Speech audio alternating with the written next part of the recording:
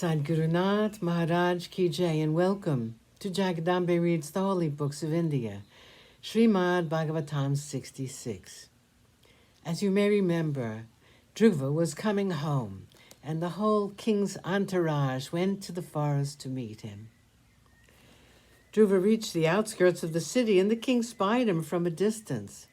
Jumping out of his chariot, Uttanapada ran to his son and embraced him with tears in his eyes.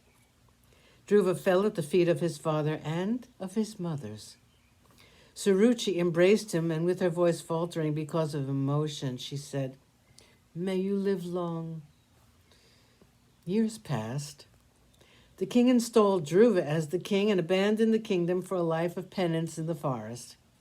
Years later, after ruling the kingdom wisely and well, and after performing several yagnas and Ashvamedha yagnas, Dhruva realized that he had ruled the earth for 30,000 years. The words of the Lord had always remained in his mind, that after 30,000 years of doing his duty as a king, he would be free to seek comfort at the feet of Narayana. Dhruva, with a smile of happiness at the thought of his imminent freedom, installed his son on the throne and went to Badarikashram to perform tapas. He was impatient to shed his earthly body, which was confining his Atman. He was immersed in yoga, as he was years ago. He was blind and deaf to everything around him. A glowing chariot reached his presence, and out of it came divine beings, who were the servants of Narayana. He honored them and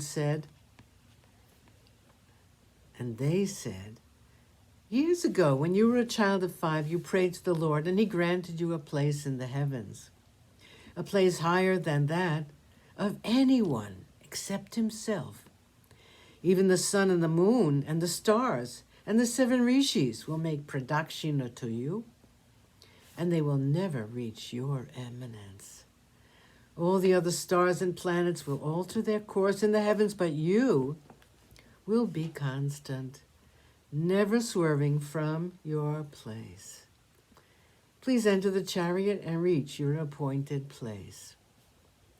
As he was about to enter the chariot, death came near Dhruva, and bowing to him said, "My lord, please accept me." Dhruva said, "I welcome you." And placing his foot on the bowed head of death, Dhruva entered the chariot.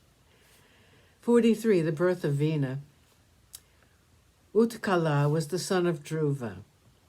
He was a great philosopher. Even when he was young, he had reached the Brahmi state.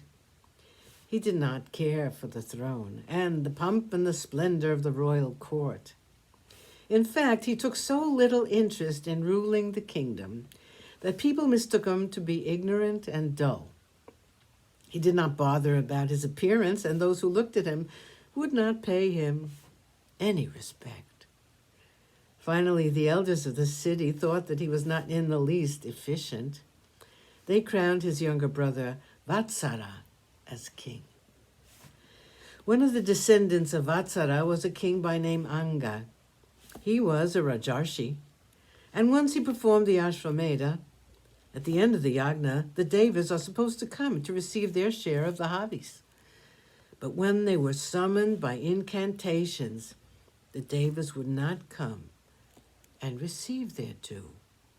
Everyone was surprised, and they asked the Yajamana, the king.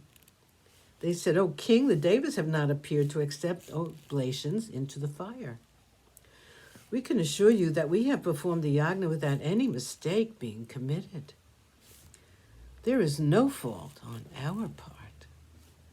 We do not know why the devas have not come." The king was sorely distressed. He addressed those who had assembled there. "You are all wise men, and you are all wishing me well. The devas, as you have seen, have not responded to our summons. Can anyone tell me what my fault is? What has been committed should not have in a situation like this. I do not know why it has happened. Can no one find out the reason why?" Sadhguru Nath Maharaj Ki Jai. Thank you for coming, I hope you come again.